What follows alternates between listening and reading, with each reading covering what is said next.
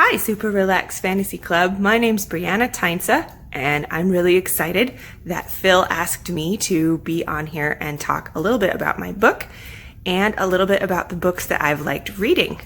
It's pretty early in the morning here, so I'm going to drink my coffee, and we're going to look at my bookshelves and talk about some books that I've really enjoyed lately together. So my shelves are really a hodgepodge. I have my antique books here that I've collected over the number of years. Kleenex is vital. And I have a lot of fiction in general and fantasy fiction. And I love a good murder. There are a number of books that I want to talk about today that I actually don't have physical copies of. And it's not because I don't love them, it's because I lent them to people. And of course, during this time, I can't get my copies back. So the first books that I want to talk about are The Chronicles of Gadid by K.A. Duer. They start with The Perfect Assassin, then the middle book is called The Impossible Contract, and the last book, The Unconquered City, comes out, I think, in June. These are wonderful atmospheric books. The world building is meticulous and amazing. It's this desert city and all of this family of assassins that have to kind of try to hold the city together in the face of an undead menace. And undead menaces are always close to my heart. Next, I wanted to talk about The Unspoken Name by A.K. Larkwood. This is another world building book. It's full of really interesting takes on orcs, on archaeology, on dirtbag wizards and relationships. I think if you want really kind of inventive, unique fantasy, you want to check it out. Thirdly, I wanted to talk about Kin by, I'm going to mispronounce his name, I'm afraid, Snorri Christiansen. And this is a murder mystery about Vikings. Again, it's historical more than fantasy, but it's got such great world building, such great detail, down to you save the good mead for when you've got somebody that you really need to get drunk really badly. I recommend that one. It was a bop. It's been out for a couple of years, and I know that all these books can either be ordered or pre-ordered from your local bookshop, which most bookshops are still delivering right now, even though Amazon isn't. So the other thing that Phil asked if I would do is read a brief excerpt from my latest book, Lady of Shadows. So I'm going to try to read you a section from here in my front room, and I'm recording this in my house with my 3 kids, my dog, and my husband who's working from home. So if there's weird noises, you'll have to bear with me. I'm going to be reading from one of my favorite parts in chapter 2. And what you need to know by this point is that in this world, wizards have to write down spells and then pronounce them for them to be able to work. And our protagonist, Corcoran Gray, is a wizard who's always on the wrong side of the law. I fell into the dark for a long time before I found my own throbbing heart and the pain where my lungs should have been. Even then, when I opened my eyes, what I saw made no sense. There was nothing there. I sat up and found myself in an entirely white room without walls or a ceiling or a floor, like I was hovering at the center of a white orb. Such rooms don't exist. Ergo, I was either inside someone's illusion spell or still stuck in my own divination. I didn't think it was the divination, though. My arms were smeared with dried, itchy flecks of pigment, as if somebody had wiped out my spell without taking the time to actually wipe the paint off. I was also naked. Your spell doesn't even have a floor, I said, in case I wasn't hallucinating. Holy saints, a voice said, from beyond the blazing white nothing. A voice I had never heard before. Not that you actually can hear or see when you're inside an illusion. The sense-altering effect of the magic is part of why it's useful for disorienting people. Illusions are the guild's bread and butter, the way they handle prisoners for the king. Jalaseth had said that the guild was watching her, so I was probably in a normal cell in a guild house's stinking nether regions, awaiting a trial that would end with the removal of my tongue. The question was how I had got there. I pulled myself to my feet and kicked. My foot bounced off a spot in the air in front of me, like someone had made a jar of cold, elastic glass and plopped me inside it. The bounce caused a tiny jolt of pain. That meant that regardless of what I was seeing, in reality I was probably in a runic prison circle. Whoever had written it apparently didn't know how to alter temperature. I was freezing. "You could have just searched my clothes for spells instead of taking them," I said. "Where am I? What happened?" No answer. I kicked towards the spot again and watched my barefoot bounce, sorting through my own mind with growing panic. I'd had spells go wrong before, but never badly enough to make a blank in my head. Had Breanna TeinTze been captured? I should have some memory of being picked up by the guild if that was who was holding me. I should know whether Breanna TeinTze were safe. How had a divination spell caused this kind of damage? "Am I under arrest?" I said, and waited until the silence got irritating. I kicked the edge of the spell again hard. "Stop that!" This was a voice I could hear with my ears, versus feeling it twang on the air like a lute string. Someone had pulled the illusion spell back a little. We were progressing. "Yes, you're under arrest if you're awake enough to understand me." "I make it a policy not to understand when I'm arrested," I said, "and I'm disinclined to cooperate unless I get some trousers. Who are you? Where am I? And where's the woman I was with?" "I'll ask the questions." The voice sounded male and exhausted. "You gave us enough problems that you're lucky to be waking up at all." I glanced down at myself. They'd left me my amulet, but nothing else. Something was going on, and it was even more disturbing than a regular arrest would have been. I folded my arms, which didn't help me feel less naked at all, and tried again.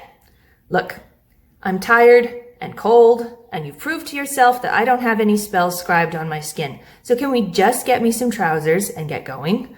I'd rather not waste more time breaking the illusion." "You're not in a position to make demands," he said. "We'll do it this way." At the moment he had a point. I couldn't cast unless I could break the illusion. Only a murderer throws spells into the dark. I turned in a slow circle. Visual illusions are fairly fragile, if the subject knows they're being fed one. "I'm not going to answer questions when I can't see you," I said, hoping he'd answer and let me pinpoint his location. "You will when you get hungry enough." He was to my right. "You're just going to leave me in a prison circle until I get peckish?" I scanned the floor near the sound. He would have left himself a thin place in the spell, an easy way for him to see me. "I'm a little disappointed. Your predecessors threatened to break bones." "Well," he said dryly, "my predecessors wound up dead, so it would seem foolish to emulate them. What makes you think you're in a prison circle?" "The way I can kick and connect with thin air." There. It was almost imperceptible, just a ripple of white on white, like the flicker of a candle flame seen through a window. I took a couple of steps toward the ripple, which grew into a narrow, dark line. I concentrated on it and forced my mind to accept that it was real, not the white room. Breaking illusions is uncomfortable, pulling your eyes out of focus, but it can be done if you're stubborn. I managed to keep my attention steady until the line widened, and I could see through it, like a tear in a curtain, to a tiny portion of a flagstone floor. A bitter, alchemical scent simmered into the air. Footsteps scrabbled on stone. He was backing up. "What the hells are you doing?" The illusion shattered, and the white orb vanished. Instead, I stood in an entirely normal room with stone floors, a massive wooden workbench, and several high, narrow windows spilling late daylight. Shelves and skinny tables lined the walls, stuffed with papers and clay jars of reagents. A guild laboratory, then, which was a point in my favor. I had been expecting a cell. I was still naked, though.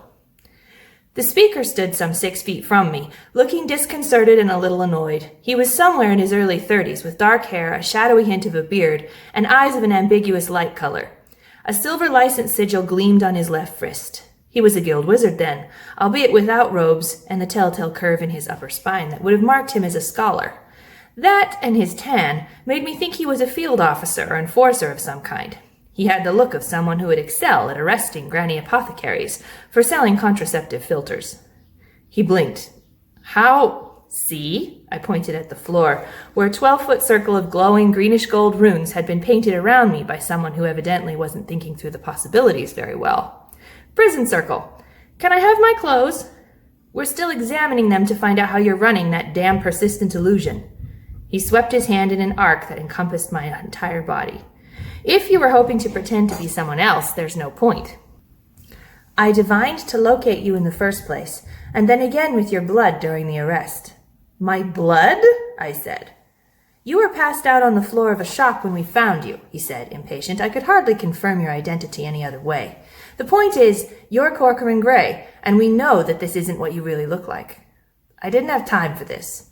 We at least know that I'm not the one with the nudity obsession and the piss-poor scribe work. If you won't tell me what happened, how about your name? Dace Craxon. Not that that's important, he said, watching me. The women who were with you are under arrest too, in case that makes a difference in how cooperative you're prepared to be. You've been unconscious for 2 days. We wanted to move you out of the laboratory after we had examined you, but the younger woman insisted you shouldn't be moved. I had been under for 2 days? If I got out of this alive, Bree was going to kill me. What in the hell's had happened? I needed to understand, and quickly. What am I being charged with? Nothing, at the moment, despite your deviant practices. Dace spoke with the kind of determined evenness that usually means someone is getting very annoyed. The Guild needs information we believe you possess, and there isn't time to take you through a normal trial process. Deviant practices? If Bree and Jaliseth were stuck somewhere inside what I was beginning to fear was a large guild house, then we were in serious trouble. There weren't many options for me. My captors knew my name, which meant that they knew what had happened last year. Riding a better spiral than you qualifies as deviant? Gods and little saints. He pinched the bridge of his nose. Are you still spell-shot, Master Gray, or are you always like this? Like what? What in the hells was I going to do? Once I got out of the prison circle, I'd have to get out through the doors, since the windows were too high up to reach easily, and I didn't know where Bree was. That made the clothing issue even more pressing. Answering direct questions with other, stupider questions, Dace said. I brought my concentration back to him with difficulty. Whether I liked it or not, this self-righteous guildie was all I had to work with. I want to see the women who were arrested with me, and I want clothes. After you answer my questions. If I don't get anything for answering, I don't see why I should. Self-interest, he said. We know everything about you. You're an unlicensed wizard who's stolen numerous pieces of guild and temple's property and been involved with at least one necromancer. You travel with an escaped slave whose contract is still held by various ecclesiastical offices. There have been fatalities connected with you. I could go on, but I think that's enough to make the point. I found my name among the sinuous runes that formed the prison circle, which explained why my foot had been bouncing off space earlier. With the circle keyed to me, I couldn't cross the runes nor touch them to wipe them out. Anyone else could, though. Don't you have anything to say? Irritation vibrated in Dace's voice. He took a step towards me. I've just accused you of serious crimes. Am I supposed to deny it? I slid my palm up my own forearm, brushing off the flakes of old paint and thinking about the sigils hidden there, under the skin. It would be a matter of whether I could pronounce them and get out of the room before the fire spread too far. I forced myself to look up. So you can torture a confession out of me? The guild doesn't use torture. I tilted my head to one side. What would you call letting someone slowly starve in a prison circle, then? Not vigorous enough to qualify? Look, he bit off the word. Can we stop wasting time? I've read the reports about the necromantic debacle in Cordadan. All the survivors named you about the one who'd outmatched both Kier Esrus and whoever the wizard was who was pretending to be the god Jern. Evidently, then, you know something about necromancy.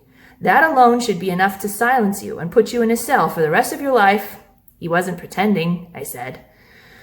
But as it happens, I'm instructed to offer clemency, he frowned. What do you mean he wasn't pretending? What do you mean, offer clemency? No, damn you, stop it. He moved closer. Answer me.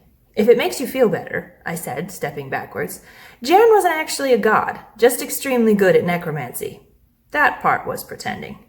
We don't have time for this kind of foolishness. Lives are at risk. There has been a murder. The annoyance in his voice was deepening into fury. And you're standing here acting like you think I'm gullible enough to believe you learned necromancy from the Lord of Secrets himself. Of course I didn't, I said in my most patronizing tone, which is more difficult to achieve while naked than you'd think. I don't study necromancy. I don't kill people. Indeed, that was what made the spell on my forearm such a tricky option.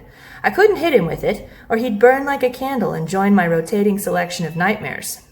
I would have to use the Shacklebright variant I carry on the inside of the skin around my navel. It was more difficult to aim, but there would be less of a chance of accidentally killing him. 30 people died that day, he said. Guildmates. Men and women I knew, some of them. That's down to you. He was wrong, but I wasn't going to correct him. I had to keep goading him, flicking words like a whip. Maybe they shouldn't have been so careless. Bastard. He took another step, hands bunching into fists. And then he halted, a glimmer of uncertainty crossing his face. He looked down at the toe of his boot, where it had smeared out the runes spelling my name. So, I said. So obviously getting out of the prison circle is only the beginning of Gray's problems. He is one of the most unlucky protagonists I've ever written or I've ever read about, and he just kind of has a series of bad decisions in this book. But he has a good heart, so I hope that you will give Lady of Shadows a chance. I'm really glad to be able to chat fantasy books with you today, and I really appreciate your time. Hope you're keeping well, and we'll see you later. Bye-bye.